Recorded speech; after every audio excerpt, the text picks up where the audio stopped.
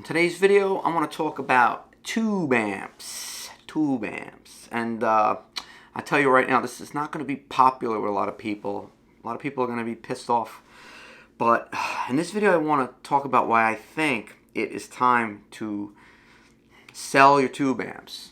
If you are planning on at one day recouping the value of your amp, or if you bought the amp for an investment purpose or thinking you were going to make money on it, I think it's time to sell it. And I don't say that joyfully, even though I have this stupid grin on my face, because I have quite a few tube amps. And by all means, obviously if you love your amp, and there are amps that I have that I love that I'll never sell, it's not about money in that case. But I think that I just think the future of tube amps for their value is just going down, and I don't see personally how it really will ever be what it used to be again, or how it'll ever be what it was, let's say 5-10 years ago when the prices of these tube amps were coming up in value. I just think there's too many things stacked against us as guitar amp lovers and collectors. I think there's too much stacked against us to make this a good investment. Now, again, the word investment, I've gotten a lot of hate comments on a prior video I did where I said, are tube amps becoming obsolete? And people get very emotional about it. Dude, chill. I'm not hating on tube amps. I'm not wishing anything bad on the future of tube amps. I'm not wishing anything bad on you or on myself for that matter, okay? This is just strictly an observation and an opinion, and I could be wrong. I hope I am wrong. I have a few amps I'm trying to get rid of, and they're not selling, okay? And these are amps I bought for an investment. I've had people comment where you shouldn't buy amps for an investment. Amps are not an investment. This is stupid talk as far as I'm concerned. That's like saying stocks aren't an investment, or art is not an investment, or vintage cars are not anything could be an investment. So for somebody who's to blanketly just state what you should or should not be doing, that's just their opinion, and you know what they say about opinions. So if you were buying amps during the period of time when they were going up in value, and you were buying them at a good price and flipping them and selling them, there's nothing morally wrong with that, okay? Just like there's nothing wrong with buying artwork or buying stock or buying real estate, anything that you deem an investment. But I think that time for tube amps has come to an end. And I wrote down a few notes. Anecdotally, if you were to I tried to sell a silver face of Vibrolux. It's still for sale. I paid $20,000. I paid $2,000 for it. Thought I got a great deal on it. It's mint, 1973. Figured, you know what? I don't need it. I have a couple of other amps that fit the bill. Let me try to sell it. Well, I thought it'd be an easy sell at least break even, because I didn't really buy it, let's say, for an investment. I bought it because I thought I was getting it at a good price. And if it didn't fit in with my use case, I could just sell it for a small profit or break even. Well, that's not happening, okay? We've seen recently a lot of markets kind of correct, notably the watch market. If you're into Rolex watches or anything like that, these items went up in price during COVID very high, and they've cracked and they've crashed, okay? The stock market had crashed. It's come back since, but a lot of asset classes have crashed. And the tube amp market and the used guitar market is really no exception. But what I noticed is I was going on Reverb's site and looking at certain amps that I had been looking at for a couple of years, for maybe about a year, that potentially I wanted to buy.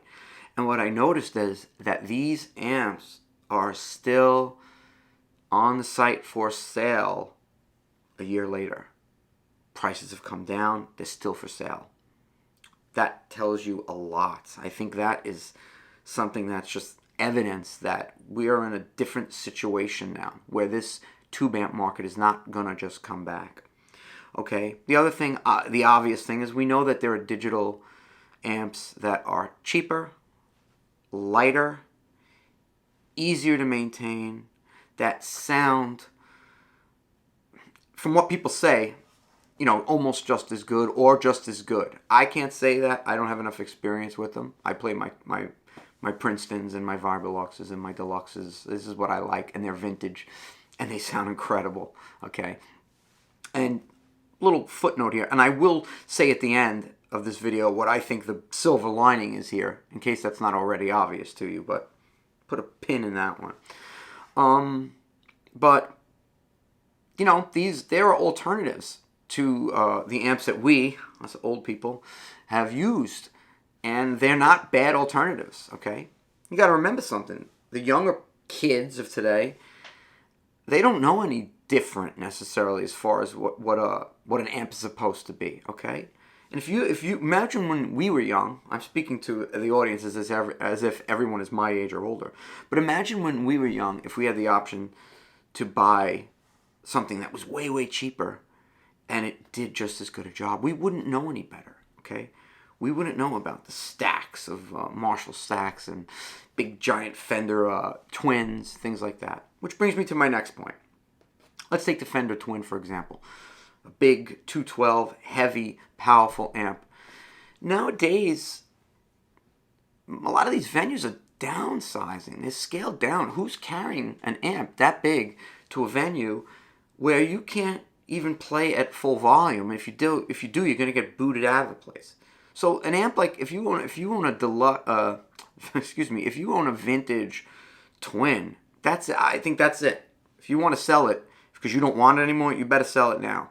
Get your money, because it's only going down, down, down in price. My opinion. Okay, don't shoot me, don't hate me for it. But to me, that's just obvious. Okay? And this is starting to work its way down to even the smaller amps, I believe. For example, my Vibralux, which is a 210. Small amp. But still a loud amp, and still too much amp for a lot of the situations that most musicians are in.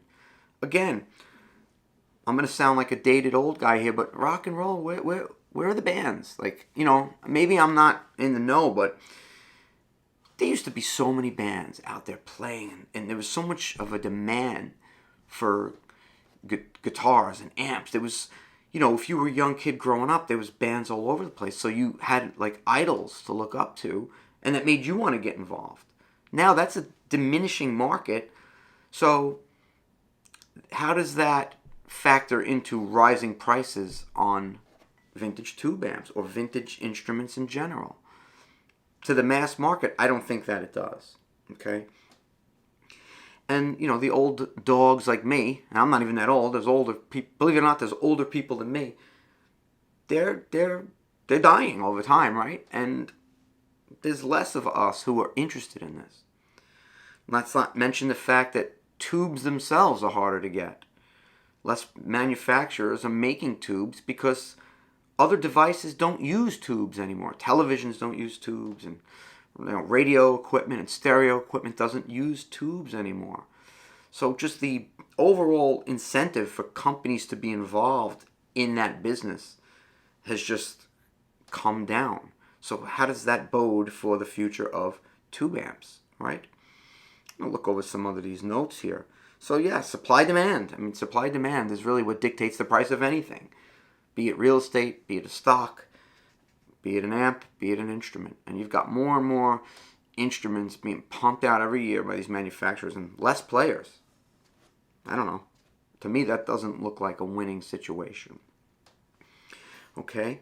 And like I said, the nature of music itself. Music has become more digital. Just in general. These young kids, a lot of them are just listening to digital-based music. No tube amps in that. Sorry to say it. And, for all you who are nostalgic about it, I am as well, who love the smell of your amp or the sound of it. Obviously, they sound incredible, right? That's gonna sting. And if you bought amps as an investment, and I bought a couple as investments, that's gonna sting, and people get emotional about it. But it is what it is, and just kind of having a clear, open mind rather than getting emotional can help you decide. If you have too many amps and you want to get out of them, now is probably the time, or you're going to be holding these things at a loss. Now, the silver lining. The silver lining is if there's an amp you wanted that, a few years ago was way, way overpriced, and now the price has come down, you can go out and buy that amp, play the shit out of that amp, make killer music, be inspired, and you can do it at a discount. And who cares about the resale price?